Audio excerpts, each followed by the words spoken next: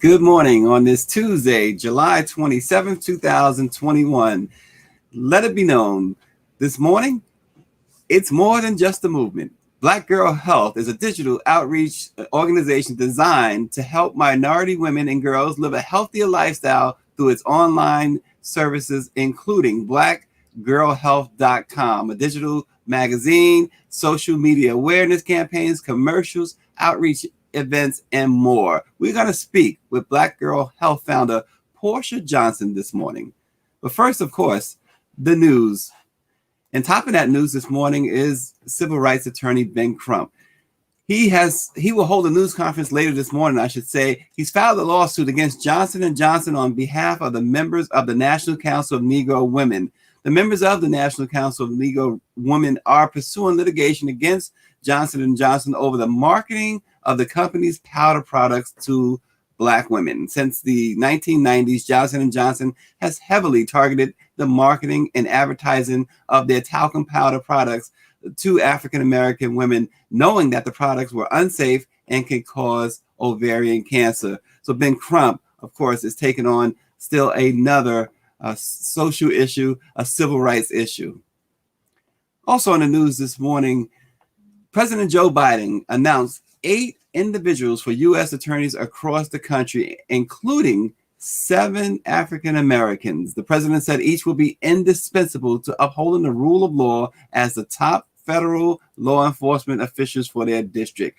Matthew Graves tops that list. He's in the District of Columbia. He's currently serves as a partner at DLA Piper LLP, and Eric Barron, a member of the Maryland legislature since 2015, earned a nomination for the District of Columbia.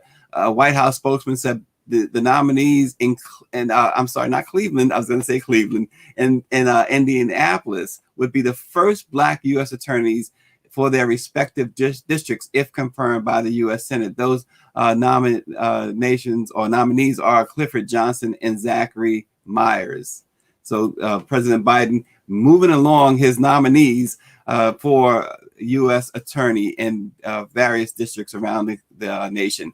We're now joined by our president and CEO, Dr. Ben Chavis. Good morning, Dr. Chavis.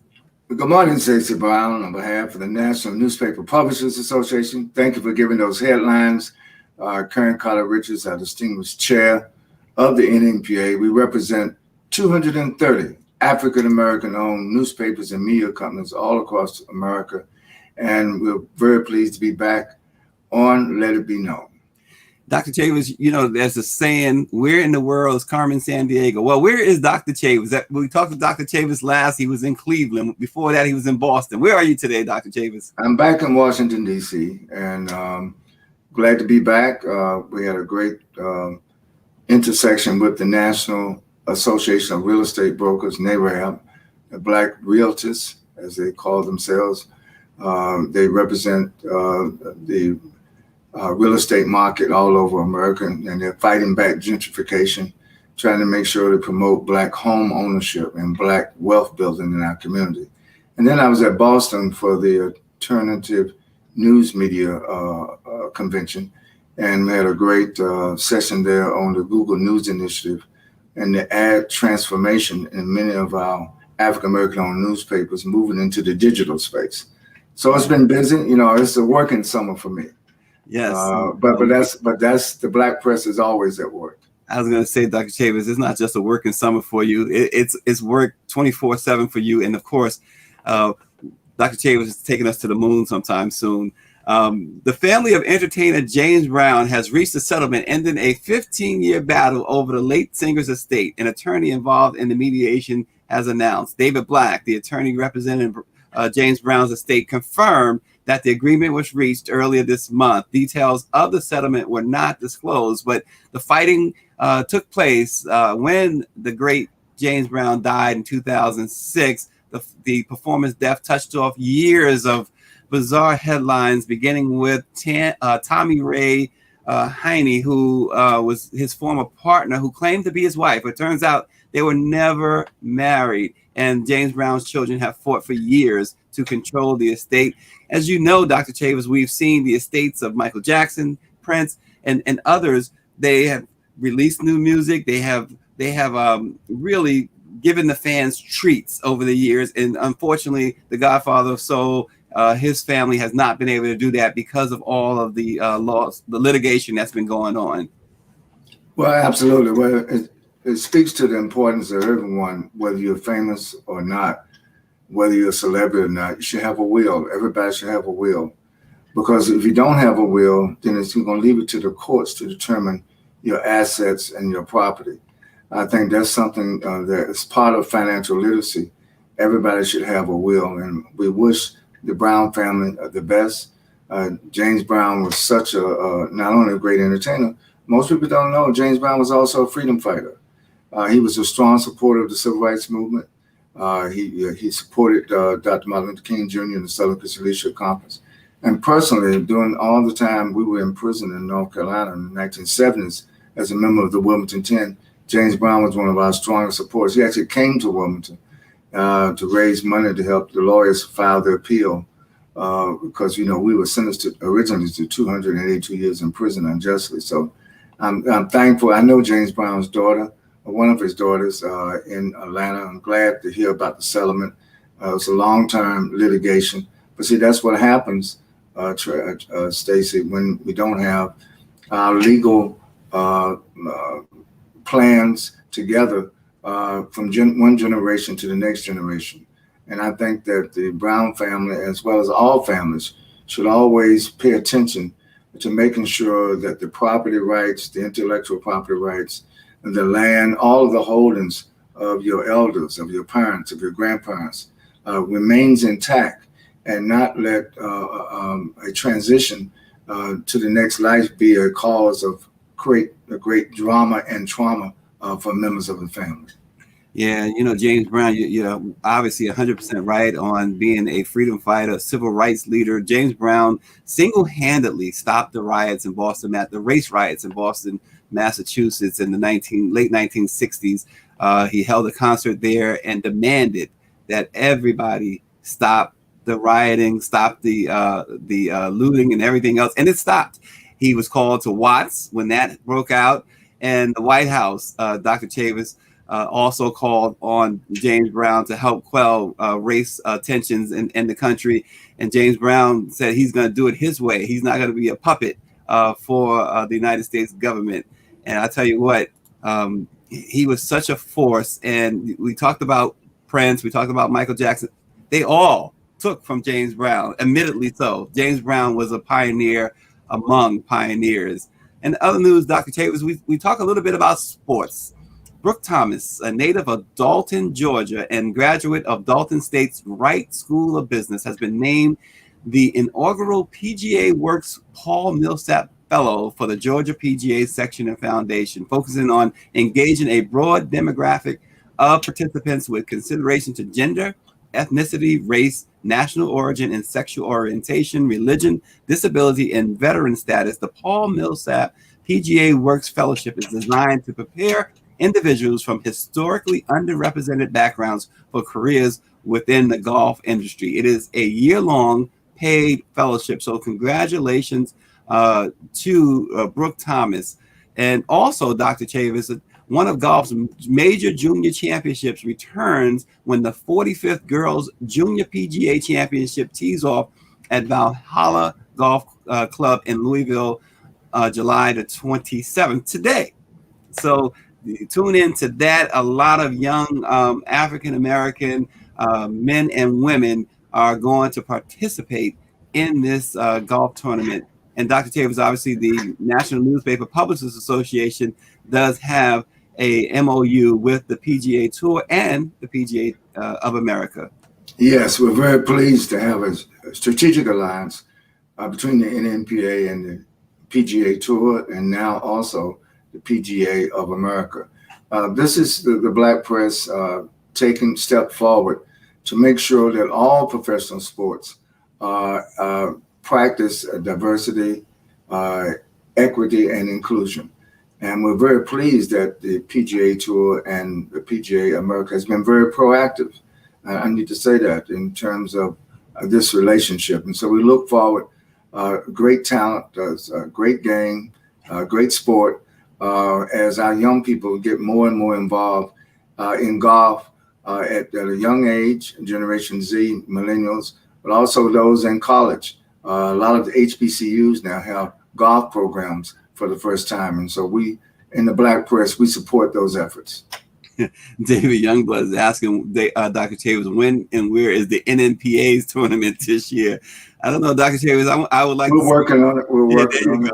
We're working on it. You know, I'm working on what we're doing on Earth with golf, but I'm also working on what we're going to be doing in space with the interplanetary situation with land rights, mineral rights, exploration rights, so that we have diversity, equity, inclusion on Earth and in the heavens. And Dr. Tavis has spacesuits for all of us, and we'll see what happens.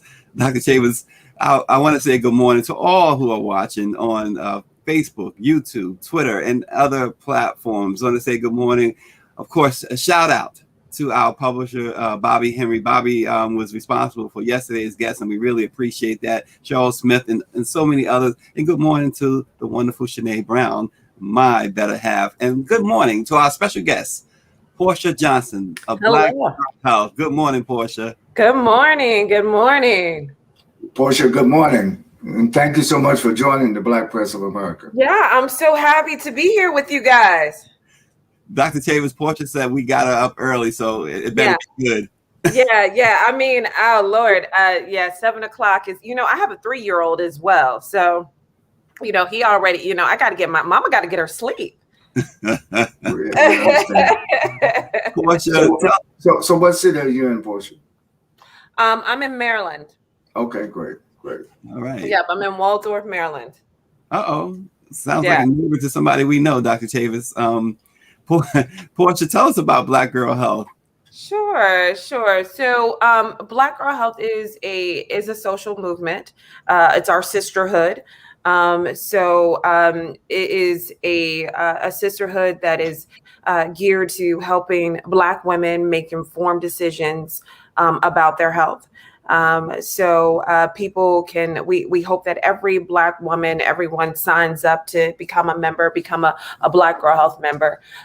Throughout this sisterhood, really, it's women who share the same, synergy of trying to live a healthy lifestyle. We pretty much do it together. So there's recipes in your home workouts. You get all that stuff sent to your mobile device. There's an app and all that good stuff. But most of all, it's, going through this journey together and getting information from our professionals about how you can live a healthy lifestyle. So we have 2 pretty much call to action. So the first is just targeting every woman to just be a part of the movement and retain and get this and receive all this information. And then we also, the other call to action, targeting Black professionals. So our Black professionals are who we use in our membership to educate Black women. So I'm talking about fitness trainers, I'm talking about health coaches, therapists. We have about 300 members, a mix of Black professionals and just everyday women. But the professionals are who we use to every Friday. We do something similar to this live show, just about health, about, different issues that are disproportionately affecting Black women, whether it's fertility, maternal mortality, just obesity or trying to lose weight, everything, mental health. We're talking about it on, every Friday with our professionals that are in our group. Yeah. So that's essentially what it is. We started that back in late 2019. And we are steady growing. Yeah. And the membership, again, membership.blackgirlhealth.com. Porcha, you say, and we say, which is correct, Black Girl Health, but I understand that all women, regardless of creed or nationality, can share and gain knowledge through all. We have all types of women in our group, in the membership group. We target Black women because Black women, are disproportionately affected by so many illnesses and issues. And we, this is, a platform to really kind of hit it home and say, look, we need to do something about it and everything. But every woman can get, just a wealth of knowledge of all the information that we share. And we hope that every woman champions behind this cause and realizes and sees that there is something that needs to be done. We are African-American women are the highest for, obesity, diabetes, heart disease, maternal mortality is, huge. So this is a platform to give those resources. There's a lot of talk about where are the Black professionals. Well, every Friday you'll see a Black professional. They may be in the field that you're trying to learn more about or trying to find someone in. Every Friday you see different Black professionals that are talking about, different things. And you can book their services. And just being around that, other like-minded women. We have events that we health events and different things. So it is a sense of community. So yeah, we definitely want all women to join the sisterhood. Yeah, a couple of questions too from our viewers. David Youngblood is asking, are you working with Representatives Macbeth and Underwood on Black maternal health and the Omnibus legislation? No, I'm not. No, I'm not, but would love to learn more about it. Yeah, and there's a new legislation that we are writing about too. It's the support through loss legislation that Rep. Gwen Moore is also heavily involved in, and we'll have more on that at blackpressusa.com. So what you're talking about, Porcha, really is so critical. As Bobby Henry says, he's asking too, Porcha, how do you encourage our older sisters to get involved and stay on course even in their golden age? Oh, yeah, absolutely. Well, it's interesting, actually. Many of the people in our sisterhood are around the age of like 35 and 60. And it's a lot of times it's the older you get, you start to realize that, even life is short and stuff starts to ache. And, what I put in my body is not going to sit the same way it did in my 20s.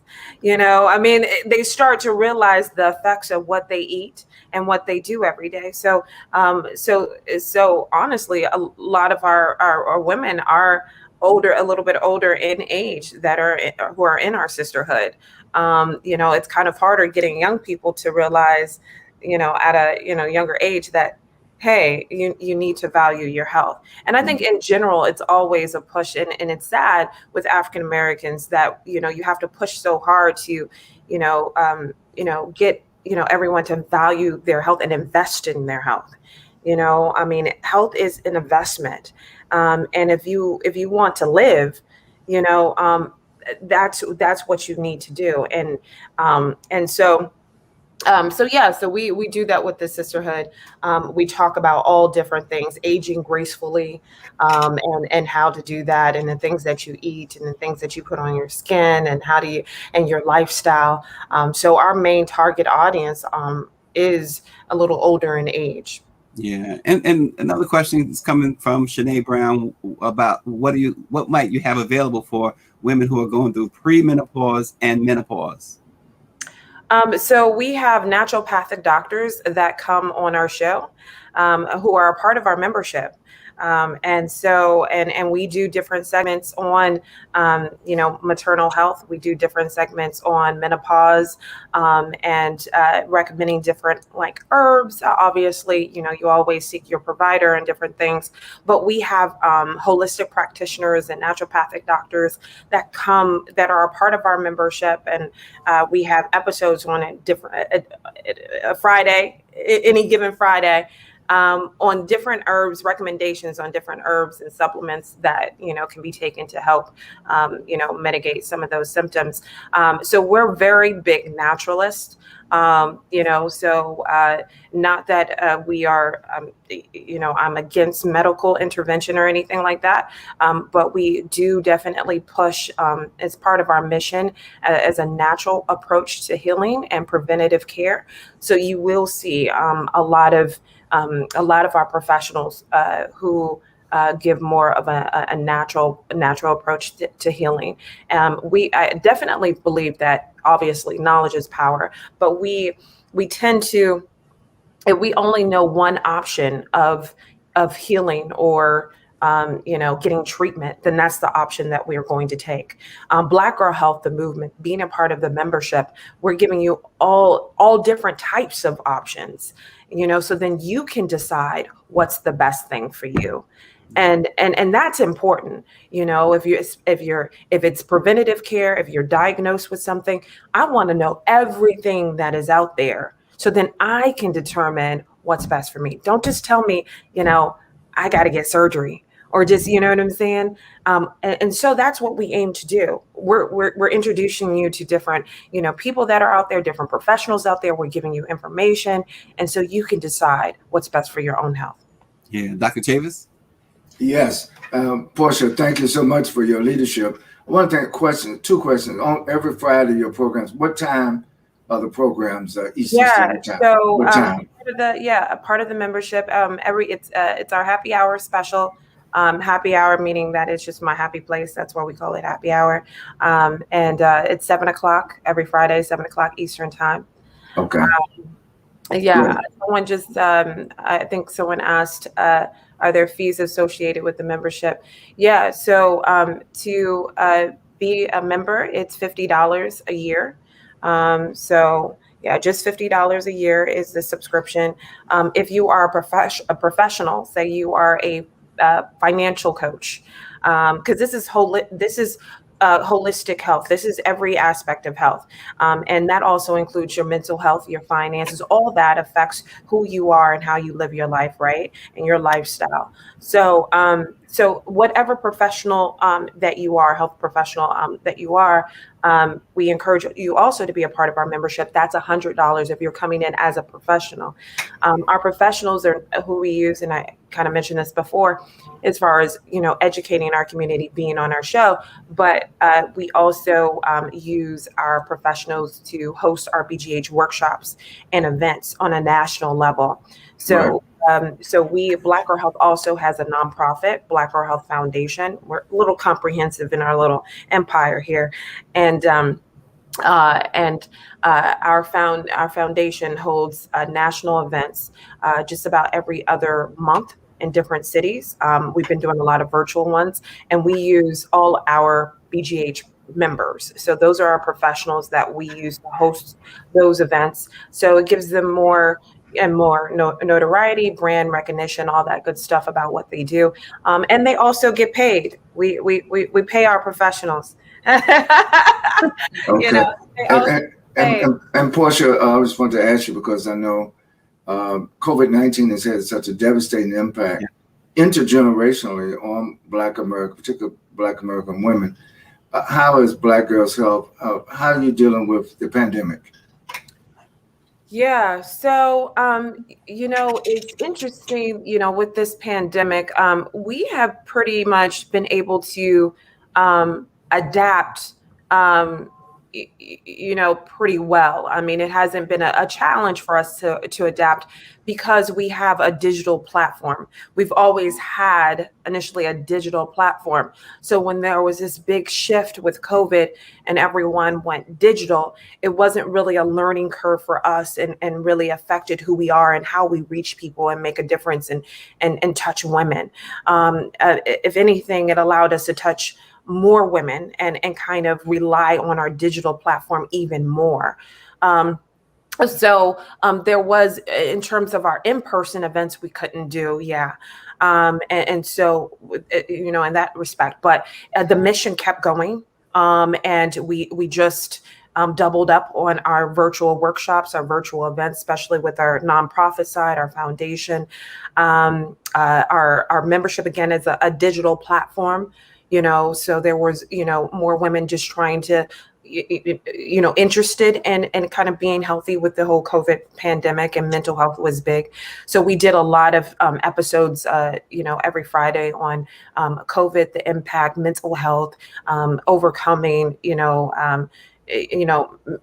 mental issues due to COVID and how to kind of adapt to the stresses of the pandemic and different things to help women understand different coping mechanisms, and even know the resources out there. Therapists are really big, so we were showcasing a lot of the therapists who were in our membership as well, that people could get in touch with, and different things like that. So we definitely adapted, and and I think we were still able to reach more women, and probably even more through what we do. Yeah. And Porcha, we have a few moments left, but can you tell us a little bit about your background? Yeah, absolutely. So I am a journalist at heart. So I've been a reporter and anchor for about 13 years prior to starting Black Girl Health. So I've worked in Washington, D.C., and Tampa, and North Carolina. My last stint was in Harrisburg, Pennsylvania. I used to meeting people, doing stories, and that is kind of what led me to Black Girl Health, actually. My own issues, just to give you kind of the short end and not kind of drag on, because I tend to do that sometimes. But my issues with fibroids, my family issues with fibroids, and women who are watching, especially African American women, may know what I'm talking about. But they're benign tumors in your uterus, and can cause a lot of discomfort, and even lead to not being able to have a child, right? So I've experienced issues with that. My mother has, and had all these compromising surgeries where she couldn't have any more children and that sort of thing. I say all that to say, through my journalism career, I've met a lot of young women going through the same thing, and just stories, meeting women who are battling with fibroids. And then we're getting these compromising surgeries, hysterectomies and stuff. Black women, at a young age. And that really led me to start a platform, Black Girl Health, because I wanted a platform that it talks to us, speaks to us, and so women could understand the other options that are out there, so they can make informed decisions for their health, not just automatically getting these surgeries that conventional doctors may push on you, but natural approaches. And so that's why I started a platform like, look, we need knowledge. We need to know that fibroids, you could, decrease fibroid growth, by eating right and eating certain foods and limiting different foods and exercising. That needs to be penetrated in our community. There's a lack of knowledge. It really is. Because if you know more, you're going to do better, So yeah, that's what started. It's my, just doing stories and meeting with different people with telling their stories. Harrisburg, Pennsylvania. We were in Carlisle, Pennsylvania, so we were your neighbors for a while. Oh, really? Yes, Carlisle. Yes, indeed. So, Dr. Chavis, your closing thought. Well, again, on behalf of the Black press, we thank Porcha Johnson for your leadership in Black Girls Health, and we commend what you're doing across America, and we hope that sisters of all ages will take advantage of Black Girls Health. God bless you, and you can count on the Black press being there. You have the journalistic background. You can always come to us, and if you have an op-ed, an editor, or what we call a blog post or a live stream, count on the Black press. All right, I'll take you up on that. Thank you. Nice meeting you both. We appreciate you, Porcha. And look, our undying love for Black women continues tomorrow, because we're going to talk about skincare with a skincare consultant firm owner, Shar Rayford. So that's tomorrow on Let It Be Known. So we look forward to that discussion as well. Let it be known, when you reach the end of your rope, tie a knot in it and hang on. We will see you tomorrow.